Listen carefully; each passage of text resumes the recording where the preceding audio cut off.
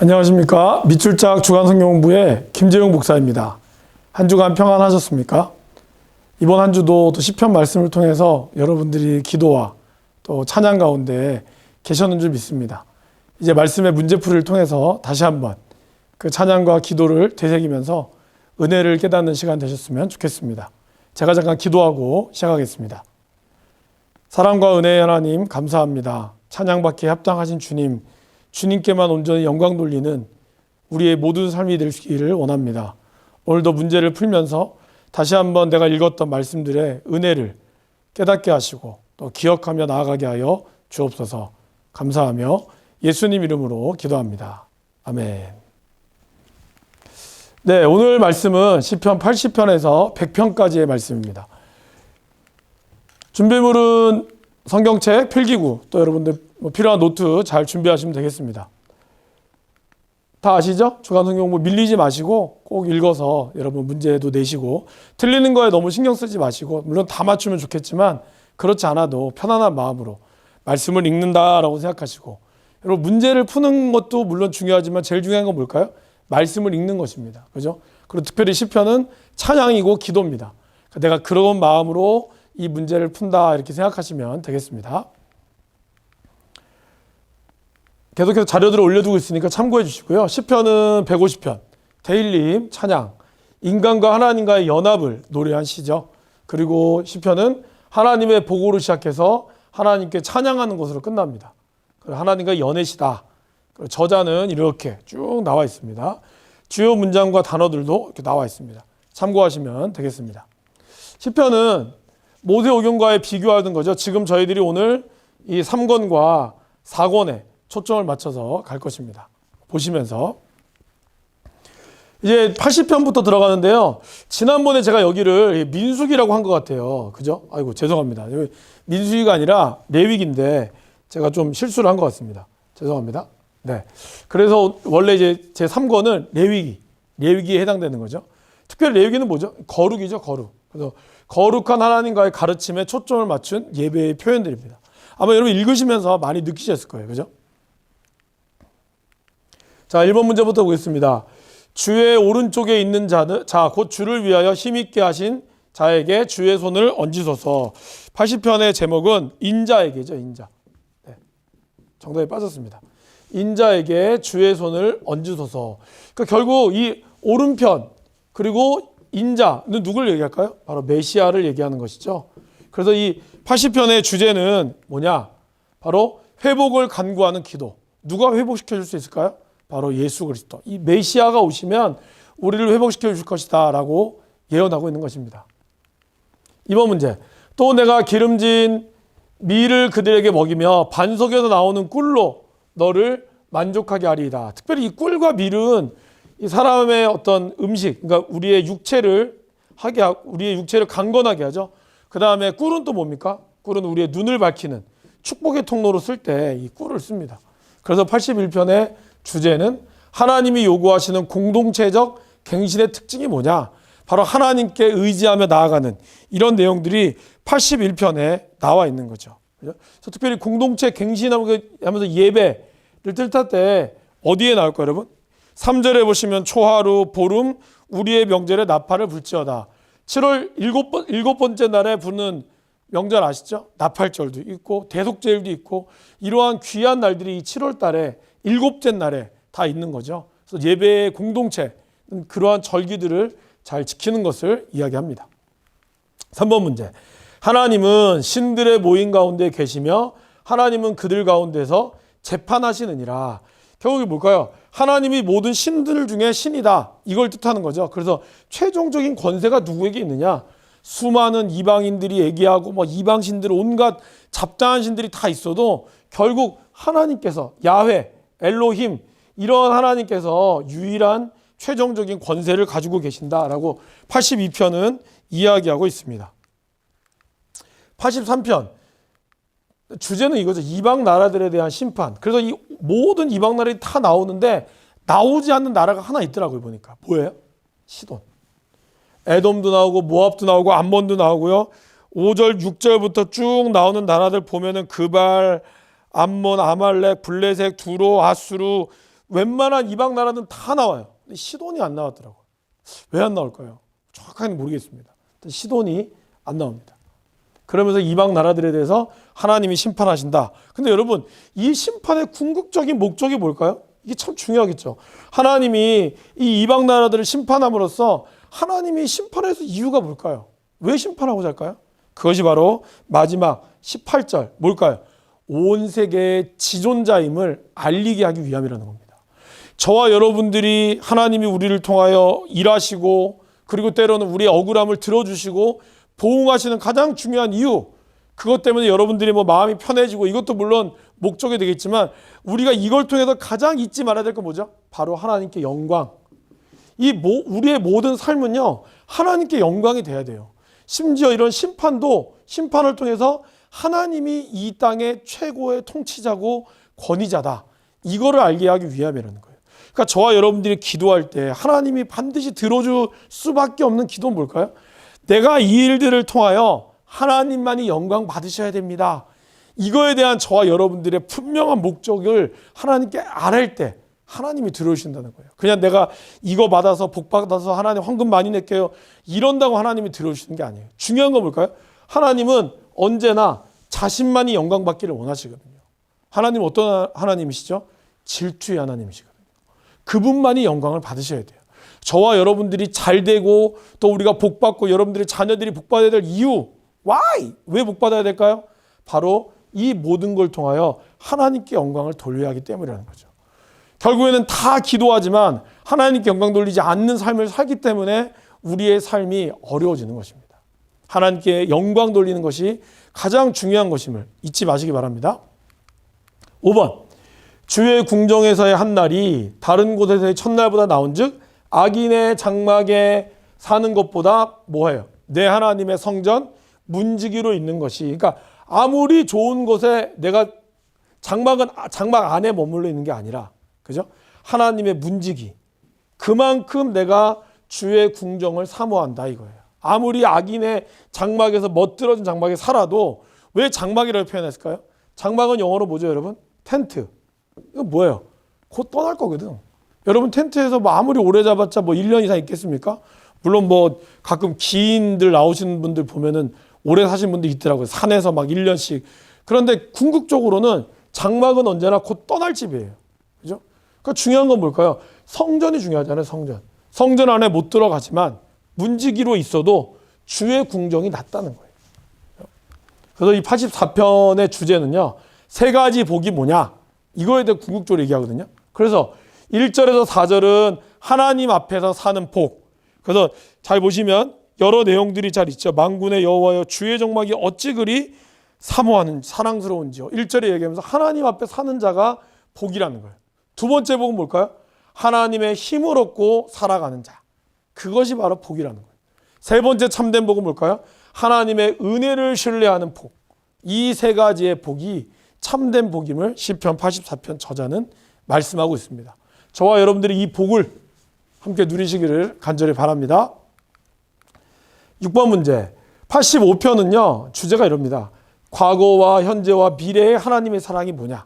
그래서 과거의 사랑은 2절 말씀, 그들의 모든 죄를 덮으셨나이다. 현재는 뭘까요?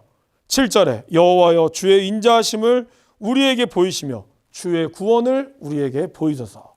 마지막 10절, 11절이 바로 미래의 복이죠. 인애와 진리가 같이 만나고 의와 화평이 서로 입맞추며 진리는 땅에서 솟아나고 하나님의 의는 하늘에서 굽어보도다. 그러니까 하나님의 진리가 넘쳐나는 사람.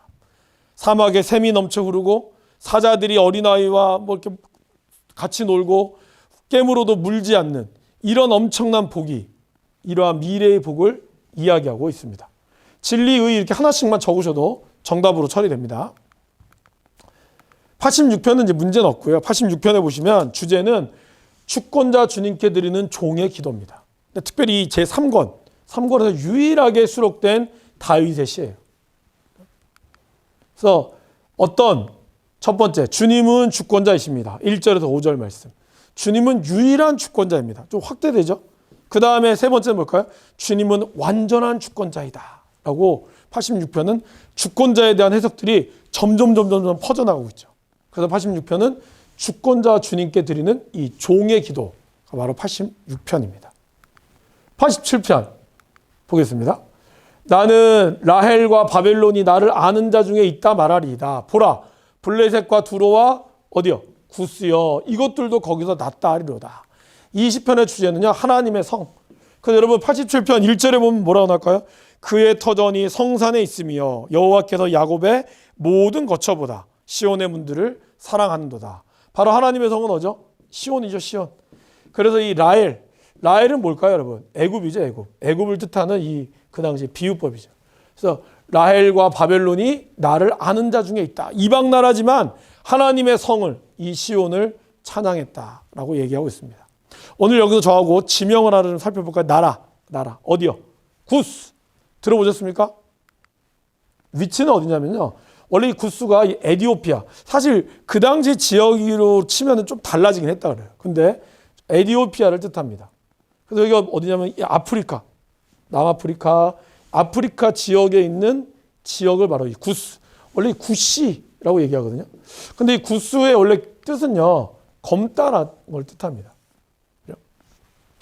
함의 아들인 구스의 후손 혹은 그들이 아라비아와 북아프리카 지역에 형성된 나라를 가리키죠. 그래서 창세기 10장에 보면은 함의 아들은 구스와 미스라임과 북과 가나안이다라고 얘기하죠. 그 여기서 이 구스에서 누가 나와요? 니므롯을 낳았죠. 그는 세상의 첫 용사라. 굉장한 용사였던 이 구스 지역. 히브리인들이 볼 때는 구스가 어딜까요, 여러분?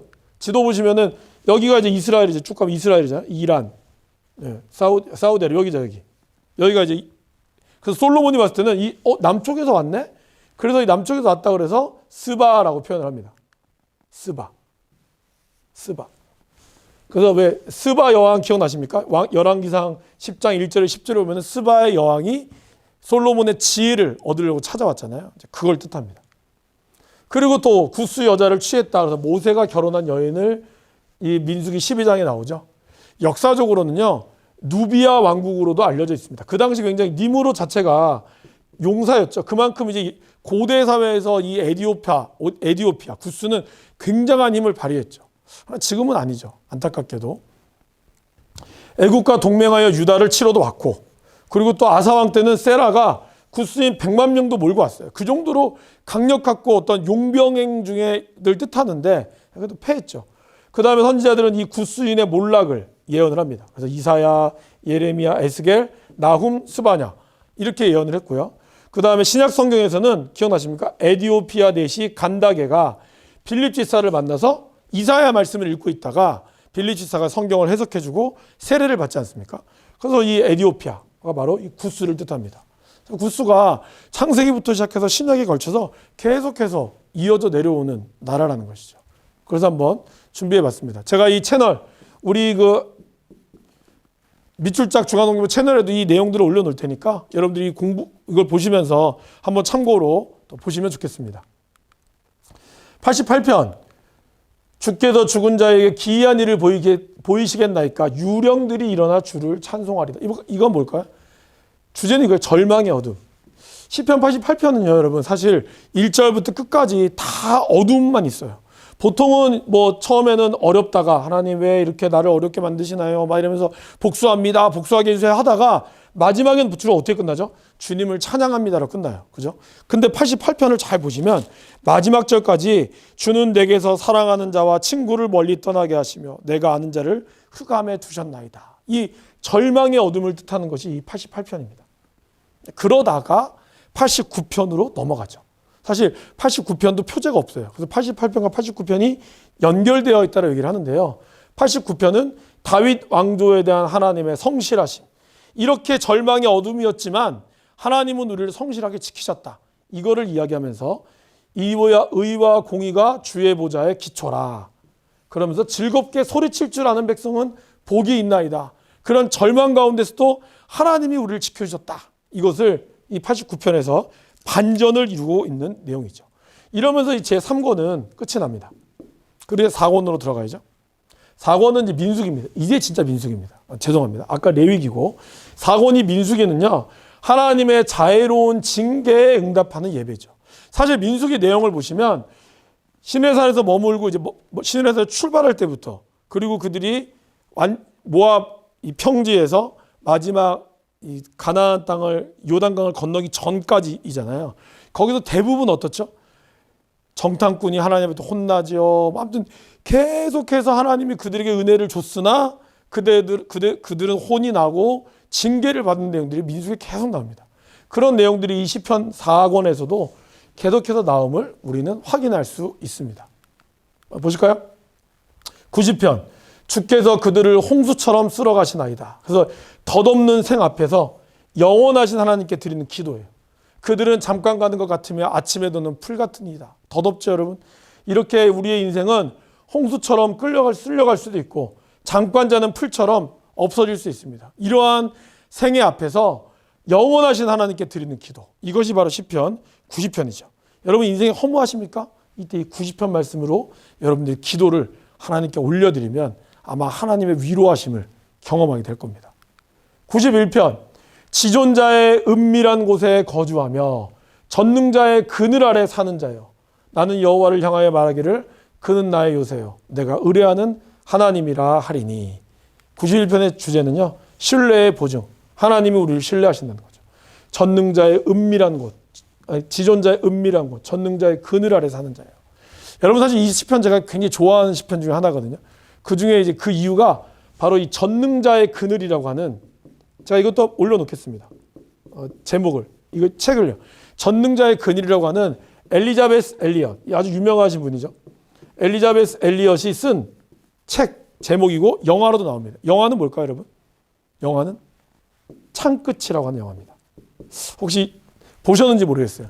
에콰도르 선교사였던 이 짐 엘리엇의 어떤 일대기를 그린 것이 바로 이 91편의 내용을 부인이 이걸 썼죠. 이렇게 얘기했습니다. 22살에 그의 쓴 일기장에 보면 결코 잃어버릴 수 없는 것을 얻기 위해서 지킬 수 없는 것을 버리는 자는 절대 어리석은 자가 아니다. 그는 22살의 나이에 5명의 친구들과 함께 에콰도르 선교사로 들어가죠. 그러나 거기서 아주 안타까운 죽음을 맞이합니다. 그 창들이 선교사를 찔러 죽이죠. 그래서 어떻게 보면 선교를 하지도 못하고 그냥 죽어요. 그래서 그 당시 기독교 잡지였다고 하도 제가 좀 여러 가지가 있는데, 이 짐 엘리엇이 그 당시 최고의 대학이었던 휘튼 대학을 졸업했거든요. 수석으로 졸업했단 말도 있고. 그래서 굉장한 인재가 그렇게 한순간에 허무한 죽음을 가지고 했을 때 첫 번째 기사가 그랬대요. 웨이스트 타임이었나? 이 얼마나 쓸모없는 낭비인가. 이의 죽음에 대해서 그렇게 혹평을 했어요. 이 젊은 사람이 이렇게 쓸데없는 죽음을 맞이하다니. 그때 그 부인이 그렇게 인터뷰를 하러 왔다 그러죠. 당신의 남편의 죽음을 어떻게 보냐고. 그때 우리 남편은 일을 위해서 갔다라고 아주 단호하게 이야기했고, 나중에 엘리자베스 엘리엇도 그 5명의 부인들과 함께 들어가서 선교를 합니다. 그리고 거기서 목사님이 나오시는 거죠.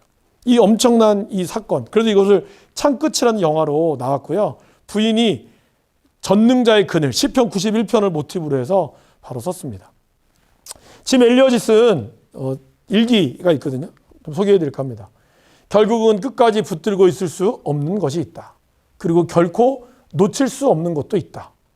결코 놓칠 수 없는 일을 위하여 끝까지 붙들고 있을 수 없는 것을 바치는 사람이 있다.